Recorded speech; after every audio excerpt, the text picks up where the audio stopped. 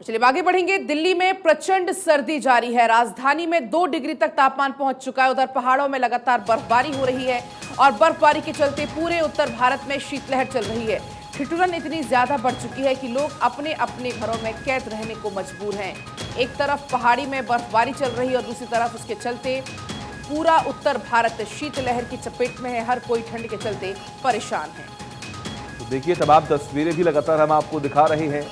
कोहरे की मार, सर्द की मार और ये प्रचंड ठंड अब लोगों की मुश्किलें बढ़ा रही हैं। आपको जानकारी दें कि तमाम जो ट्रेन हैं वो अपने निर्धारित समय से कई घंटे लेट चल रही हैं। तो कई ऐसे फ्लाइट्स हैं जिन्हें रद्द कर दिया जा रहा है, वो भी लेट उड़ान भर रही हैं। और ऐसे में देखिए यहाँ पर किस तरीके से तमाम लोग जो हैं वो अपने घरों में रहने को मजबूर हो चुके हैं, घरों में कैद होने के लिए मजबूर हो चुके हैं। पूरी कोशिश प्रशासन की तरफ से भी की जा रही है कि लोगों को जागरूक किया जाए कि आप किस तरीके से अपने आप को ठंड से बचा सकते हैं। हालांकि खास तौर पर पहाड़ी क्षेत्रों की बात करें, आप हिमाचल की बात कीजिए, आप उत्तराखंड की बात कीजिए, काफी ज्यादा बर्फबारी और रात के समय में हल्की फुल्की बूंदाबांदी की वजह से ठंड बहुत ज्यादा बढ़ चुकी है। यानी कि तापमान में गिरावट दर्ज की जा रही है और उसकी वजह से जो निचले राज्य है वहां पर भी ठंड का असर काफी ज्यादा देखने को मिल रहा है। बिल्कुल, तो तस्वीर भी आप देख सकते हैं। कोहरे से पटा पड़ा है, चारों तरफ कोहरे की चादर नजर आ रही है। दिल्ली एनसीआर की बात की जाए तो दिल्ली में सर्दी का सितम लगातार जारी है। तापमान 2 डिग्री तक दर्ज किया गया है। वाहनों की रफ्तार थम चुकी है कोहरे के चलते। विजिबिलिटी कम हो चुकी है कोहरे के कारण और जो लोग हैं उनको यातायात में, कहीं आवाजाही में बहुत ज्यादा परेशानी का सामना करना पड़ रहा है। आप तस्वीरें देख सकते हैं, कोहरे की चादर से पूरी दिल्ली एनसीआर लिपटी हुई नजर आ रही है और इसके चलते तमाम जो गाड़ियां हैं, रेल ट्रेन है जो वो लेट भी हो गई हैं, कईयों को रद्द करना पड़ा है। एक तरफ पहाड़ों पर बर्फबारी लगातार जारी है और इसकी वजह से पूरा उत्तर भारत शीतलहर की चपेट में है। शीतलहर के चलते लोग घरों में कैद होने को मजबूर हैं।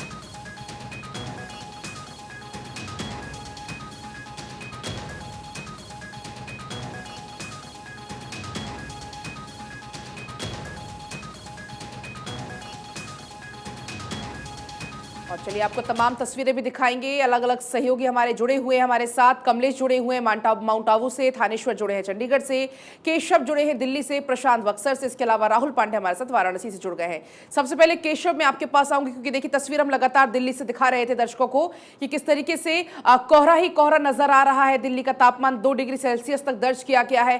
क्या कुछ तस्वीरें हैं आज दिल्ली से?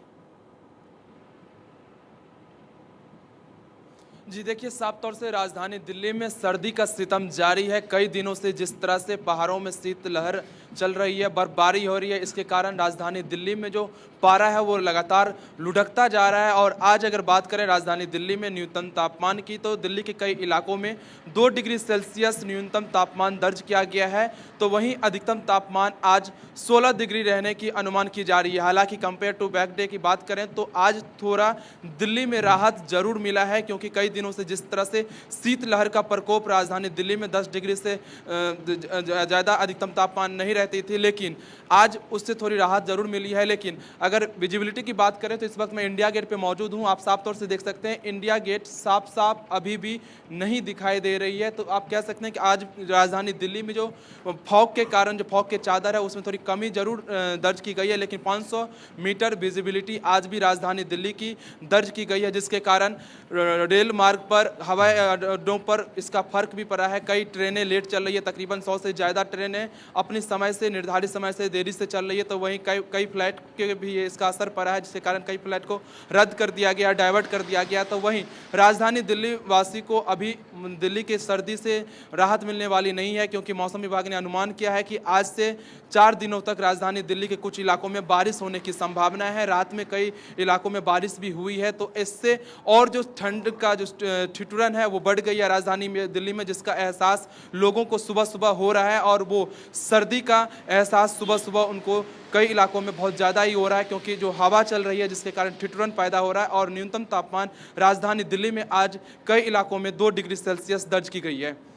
बिल्कुल केशव, और देखिए इसीलिए लगातार सावधानी बरतने की अपील भी लगातार की जा रही है। कमलेश जुड़े हुए हैं हमारे साथ माउंट आबू से। कमलेश, माउंट आबू में क्या हालात है, मौसम को लेकर क्या अपडेट है?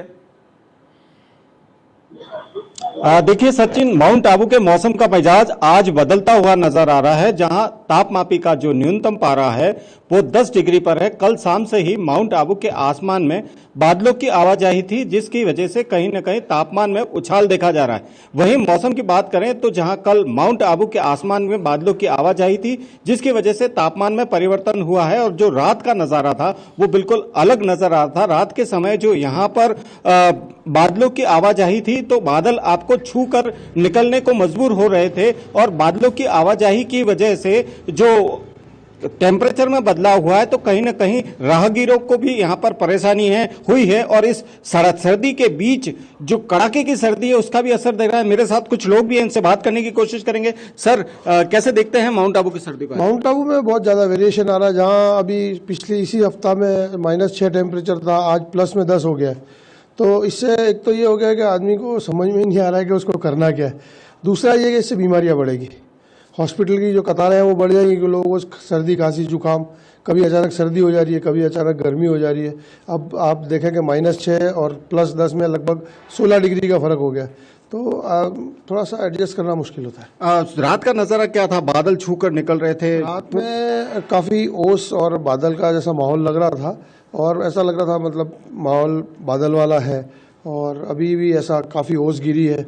तो उससे थोड़ा सा एक ये रिस्क भी रहता है कि जो 2 व्हीलर वाले हैं उनको अंदाजा नहीं होता, तो वो स्लिप भी हो सकते हैं। देखिए सचिन, जो यहाँ के जो स्थानीय लोग हैं कहीं ना कहीं उन्हें परेशानी का सामना भी करना पड़ रहा है, क्योंकि रात को जो बादल आपको छू कर निकलने को मजबूर हो रहे थे तो उसकी वजह से कहीं ना कहीं माउंट आबू की सड़कों पर ओस आज भारी मात्रा में दिख रही है, जिससे कहीं ना कहीं ये अंदेशा भी लगाया जा सकता है कि जो 2 व्हीलर चालक है उनको परेशानी तो जरूर है। विजिबिलिटी यहाँ पर लगभग 0 हो चुकी थी, और जो ओस गिरी है उसकी वजह से यातायात में सबसे ज्यादा परेशानी लोगों को उठानी पड़ती है। आपके पास मैं लौटूंगी, एक बार सीधे लिए चलते हैं चंडीगढ़।